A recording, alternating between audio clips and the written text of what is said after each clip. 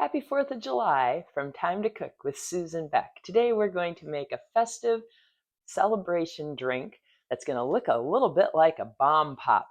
This is all based on density and the weights of our three ingredients. We're going to use grenadine for red.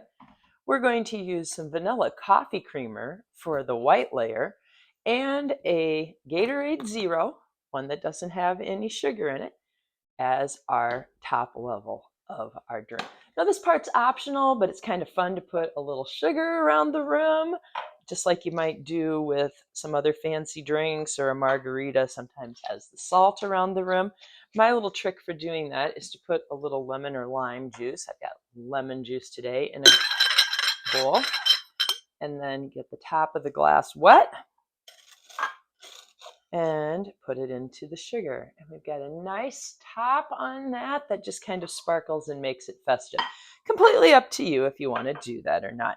Now, these drinks were chilled. We want those nice and cold. And then we're going to pour some grenadine. Grenadine is very, very heavy on the sugar. That's about all it is red sugar water. So we're going to put a little bit of red in the bottom. Oh, let's maybe just a little bit more. So this has to do with density.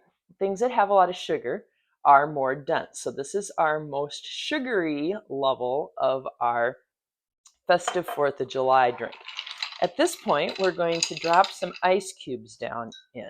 Put the red drink mix in first, and then add your ice cubes.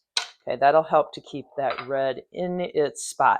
Next trick is we're going to be doing our pouring of our white layer and our blue layer by using a spoon. We're going to flip this backwards and pour off of the back curved side of a big serving spoon or a tablespoon.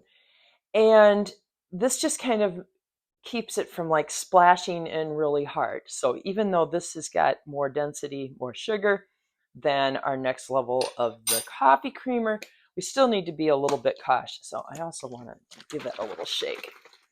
Okay, you could buy some drinks, like some coconut drinks and stuff. Had trouble finding those where I live, but look around and you may find some other options for this. All right, I'm pouring this in slowly over the back of the spoon, and look at that. Got our red on the bottom, our white on the top.